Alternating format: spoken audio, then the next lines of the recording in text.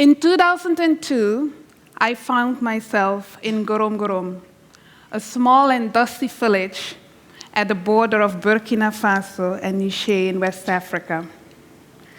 At that point in time, I was working as an analyst in banking in the city of London. And prior to my holiday, one of my managers called me into his office. "I don't understand," he said. "I Googled this place. What is it that you're going to do there? Because there's nothing there." See, I was born in South America in a very diverse community with a very rich African heritage. But as I grew into adulthood, I realized that I knew very little of the continent of my origin. So I decided to make Africa part of my daily reality. And initially, what I did first was to research. And secondly, exposure. I traveled. In 5 years' time, I traveled to more than 20 countries, predominantly in West Africa. That what took me to Burkina Faso. As I was standing in Gorom, looking at the marketplace, a light bulb switched on. I saw the market women selling vegetables in one alley. Goats were traded in another.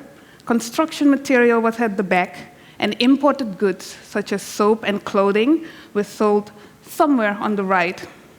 And I started wondering, who made all of this? And how did it get here? At what cost? Delivery times?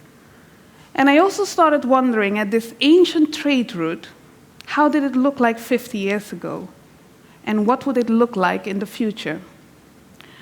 So when I went back to London, I walked into my manager's office and I shared something along these lines with him. I said that by 2010, the continent of Africa will have close to 1 billion people, of which almost a third, 355 million, can be labeled as middle-income consumers, earning or spending between $2 to $20 a day. By 2050, Africa might as well have 2.6 billion people, of which almost 1 billion can be classified as middle class. So I told him, we've been asking the wrong question. The issue is not that there's nothing there, but with numbers like these, and knowing that the majority of these people are active in agriculture, knowing that we are financial experts in agriculture, the real question is, why aren't we there? Unfortunately, there were no other light bulbs that went off in the office that day, but something had changed. I had changed. And I wanted answers to my question. Not just a question about what is out there, but once you are there, what is it that matters? So I went to Geneva and I researched. I started working with governments and companies that were engaging, developing, and assessing business strategies that engaged and empowered some of the poorest households in the world. I deliberately say engage, because this is about activities that go beyond the core transaction of just buying and selling that classify people as either consumers or producers. No, we were looking at the broader impact that the presence of a product or a service had in that community. And I also specifically say empower, because what we wanted to ensure is to make sure that that impact was both positive and transformative. So we looked at product designs and services that would improve health, raise awareness on critical topics, would strengthen the position of women, lower delivery cost, but also help people to manage their environment a lot better, whether it was soil, forest, or other elements. We looked at business models such, for example, M-Pesa, mobile technology that revolutionized banking in East Africa and provided access to millions of East Africans to financial transactions. And it was just more than just exchanging money. It created job opportunities and trading opportunities that were not there before. We also looked at innovation in agriculture, the design of micro-irrigation pumps, for example, that were a lot cheaper, thus more affordable, and that could also be assembled and repaired locally, creating job opportunities. that often came intertwined with financial schemes that were tailored to poor households. And we also looked at new distribution methods. How could you pool resources together to cover the last mile infrastructure in some of the remote villages in the world? It was a very interesting exercise, and there were a couple of things that I learned. One, that commercial opportunities when you're dealing with the poorest of households only make sense and are only durable when they're transformative. Another thing that I learned is that we required innovation. And not only innovation, but also collaboration. We needed new products, services, but also new departments, new skill sets, new ways of working together, because no single actor could achieve this on its own. We needed to look differently at concepts such as trade or aid, risk and profit.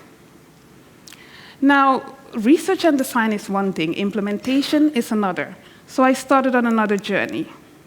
This is my current hometown, Dar es Salaam, the commercial capital of Tanzania.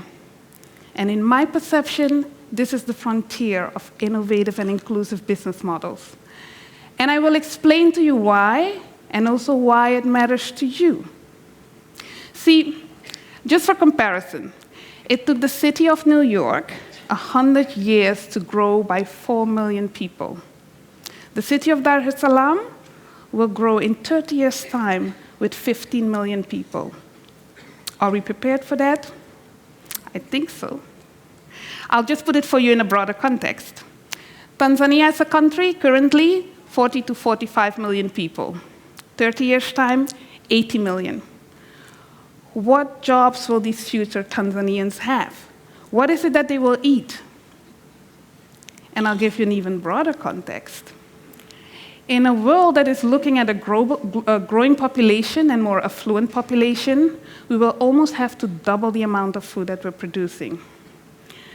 Given that a lot of arable land that is still available resides in countries such as Tanzania, these are the type of countries that are actually at the heart of any food security discussion worldwide. But going forward, we're no longer looking at an Africa that will sell itself short when it comes to its natural resources, because it will have to cater to its own growing population, as in cities like Dar es Salaam. So, how does it relate to you? The food that you will be eating in 20 years' time, the price, the taste, the affordability, and availability will be dependent on choices that we're making in cities like these and farms in Arusha, Iringa, and Morogoro.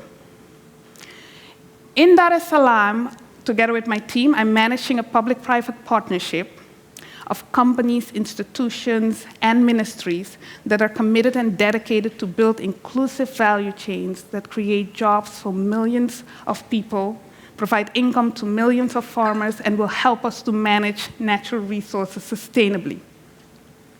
We work with big companies that are setting up processing facilities, or growing food, or building warehouses and storage facilities. We also work with Tanzanian entrepreneurs, some very established, but other young people who are moving out of jobs in law and accountancy into more adventurous ventures like agribusiness. Our partners are not perfect, but they are committed to work together. They open themselves up for collaboration, but also scrutiny to see whether they're delivering on their commitments. And at this point in time, we're facilitating almost $1 billion in pledges. I can see across 100 institutions how they're engaging in this space. And the days of me and my team, they range really from excitement about things that we've achieved to utter despair about some of the challenges that we're facing. And yes, these challenges are poor infrastructure, bureaucracy, and unfortunately sometimes also corruption that ruins everything. There are a few interesting things that I come across in my field that I would like to highlight to you. One is actually the challenge of alignment. Agriculture is complex, and it needs implementation with military precision. That means that every single actor in the value chain needs to be there at the right place and time, with the right resources, and with the right mindset. What often happens? A plant is being built here, a road there, farmers are doing their own thing here, and some aid organization is building a training program here. Our job is to bring everybody together so that they can co-design and can jointly plan.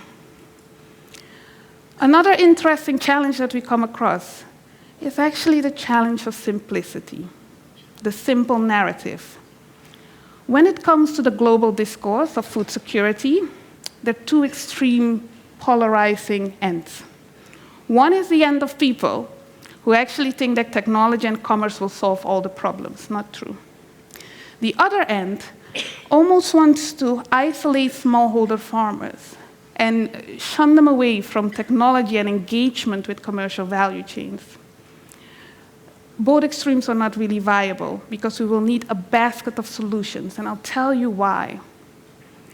Two related issues: climate change, environmental management. In the past 10 years, we have witnessed some of the highest temperatures recorded in world history. In addition, we've seen more volatile weather patterns, leading to longer droughts, more rainfall. Against the backdrop of a growing population, we cannot leave our food security to farmers who just have handholds, no access to capital, no access to irrigation, limited expertise, limited access to inputs such as fertilizers, seeds, and machinery. We have to innovate, and if we want to do this at scale, we have to work together. So, me personally, I am very, very tired of activism that just gives one simple narrative and is just there to criticize and raise sympathy. Our farmers need less of your worries and a lot more of your mindset and brain power. So what is it that I would like you to do? I invite you tomorrow, when you're cooking your garden beans or picking up a bunch of flour, question yourself, how did this get to me? And on its journey towards me, did it engage? Did it empower? Did it transform? The second question that I would like you to do, or the second question that I have for you is the following. Walk into your place of education. Walk into the place where you work. Challenge your peers and your colleagues. If this is where innovation is taking place, how are we engaged? What role do we play? Are we co-creators or are we obstructing?